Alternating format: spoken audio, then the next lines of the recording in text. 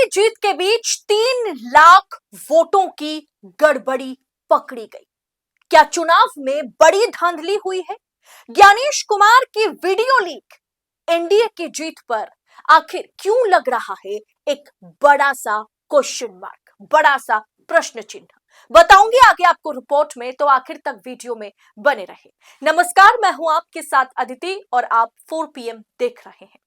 दोस्तों, वाकई रुझानों की माने या फिर नतीजे की ओर बढ़े तो एनडीए की सरकार बनती दिख रही है। नीतीश कुमार मुख्यमंत्री बनेंगे नहीं बनेंगे, पार्टी में गठबंधन में बने रहेंगे नहीं रहेंगे, ये बात की बात है, लेकिन एनडीए बहुमत के साथ सरकार बनाती हुई एनडीए गठबंधन फिलहाल तो नजर आ रहा है।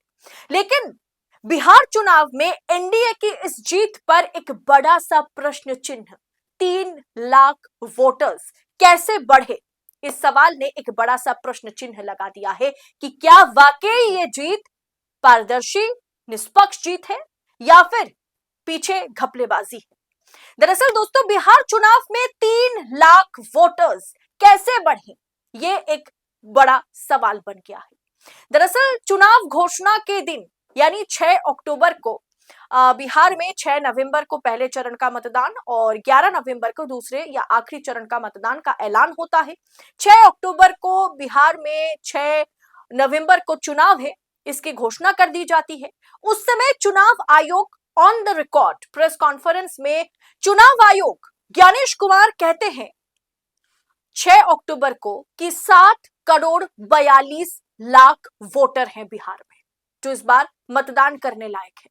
अब वोटिंग के बाद यानी आखिरी चरण के मतदान खत्म होने के बाद 11 नवंबर को चुनाव आयोग ये कहता है, चुनाव आयोग की वेबसाइट पर, इलेक्शन कमीशन की वेबसाइट पर ये आंकड़े नजर आते हैं कि 7 करोड़ 45 लाख वोटर्स हैं।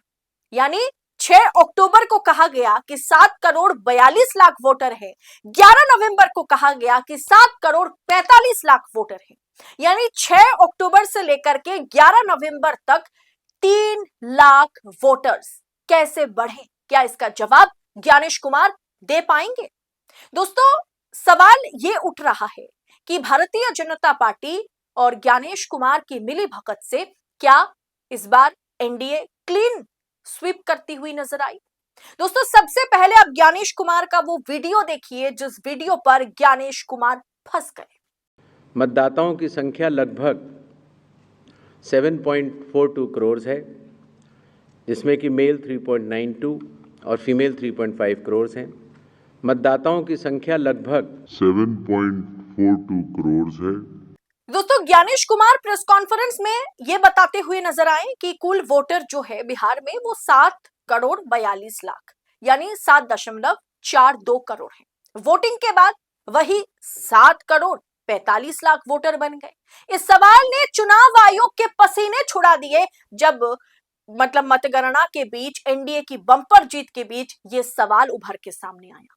11 नवंबर को चुनाव आयोग द्वारा जारी आंकड़ों के मुताबिक 7 करोड़ 45 लाख वोटर्स कैसे हो गए, इस मुद्दे को वाकई विपक्षी नेताओं ने उठा लिया है, कांग्रेस के नेताओं ने उठा लिया है। कांग्रेस नेता अनुमा आचार्य, फॉर्मर विंग कमांडर अनुमा आचार्य ने इस मुद्दे को अलग अलग मीडिया प्लेटफॉर्म पर आज वो पहुंची तो उन्होंने उठाया और साथ में उन्होंने एक लंबा चौड़ा पोस्ट भी किया इसे लेकर के, और उन्होंने ये सवाल उठाया कि इलेक्शन कमीशन ऑफ इंडिया की वेबसाइट पर पहले एसआईआर के बाद 7 करोड़ 42 लाख मतदाताओं का आंकड़ा दिया गया था, जिसे 12 नवंबर की प्रेस विज्ञप्ति या प्रेस कॉन्फ्रेंस में बढ़ा करके 11 नवंबर के दिन इसे 7 करोड़ 45 लाख कर दिया गया। यानी अपने आप में 3 लाख से अधिक वोटर्स बढ़ा दिए गए।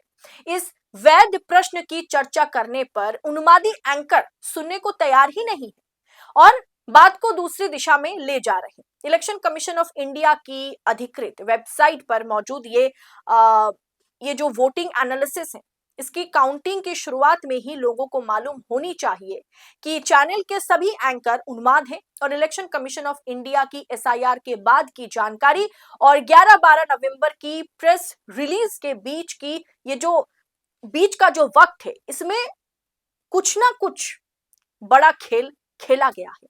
एक और कांग्रेसी नेता ने सवाल उठाया है, मतलब तमाम लोगों ने सवाल उठाया, जिसमें एक और कांग्रेसी नेता ने ट्वीट करते हुए लिखा कि ये कहानी में ट्विस्ट नहीं है साहब, पूरा गणित ही पलट गया है। अब बिहार में वोटर भी उतने ही रहस्यमय हो गए जितना चुनावी नतीजे। एसआईआर रिपोर्ट कहती है कि 7 करोड़ 42 लाख वोटर थे पहले। चुनाव आयोग कहता है कि 7 करोड़ 45 लाख 26 हजार लोगों ने वोट डाला है। अब सवाल है कि 3 लाख लोग कहां से बढ़े। लेकिन ट्विस्ट तो तब आया जब कुल वोटर के मात्र 67% यानी 67% वोट किया है। क्या नेपाल में लोकतांत्रिक टूरिस्ट भारत आ गए या फिर धरती ने खुद नए वोटर्स उगाए? कभी कभी लगता है कि हम गणराज्य में नहीं, जादूगरों के गणराज्य में रहते हैं। यहाँ आंकड़े भी मतलब क्लोन हो जाते हैं। आपको पता है दोस्तों कि इसी वोटर्स की संख्या में गड़बड़ी, वोटर्स की संख्या में बढ़ोतरी को लेकर के हरियाणा महाराष्ट्र चुनाव को किस तरीके से जीता गया, वो लड़ाई तो राहुल गांधी लड़ ही रहे हैं। कैसे फर्जी वोटर्स या चुनाव खत्म होते होते अचानक से मत प्रतिशत में बढ़ोतरी, वोटर्स की संख्या में बढ़ोतरी, वोट करने वाले जो वोटर्स हैं उनमें बढ़ोतरी, ये तमाम फर्जी वोटर्स बना करके जिस तरीके से चुनाव में नतीजे को प्रभावित किया जाता है, जैसे आपने कर्नाटक में देखा, हरियाणा में देखा। कर्नाटक और हरियाणा का आंकड़ा, मतलब इन दोनों राज्य के आंकड़े हाथ में लेकर के राहुल गांधी ने वो प्रेस कॉन्फ्रेंस किया था और उन्होंने बताया था किस तरीके से फर्जी वोटर्स को बढ़ाया जाता है, उनसे वोट डलवाया जाता है।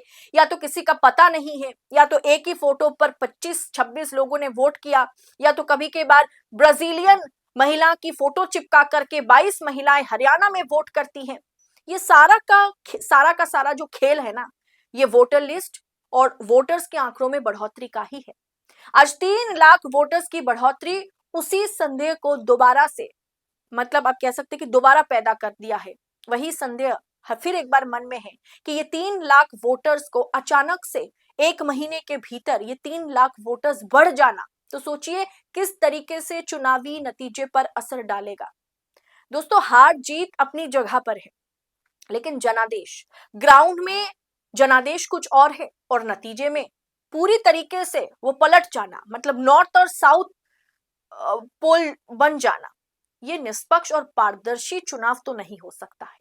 आपको क्या लगता है? कमेंट बॉक्स में अपनी राय हमारे साथ शेयर करें। और ये जो एक बड़ा प्रश्न चिन्ह एनडीए की बम्पर जीत पर लग गई है, और सवाल ये उठता है कि आखिर 3 लाख वोटों की गड़बड़ी, 3 लाख वोटर्स एक महीने के भीतर कैसे पैदा हो गए? क्या इसका जवाब चुनाव आयोग देगा? कमेंट बॉक्स में अपनी राय बताइएगा। वीडियो को दबा करके शेयर करें।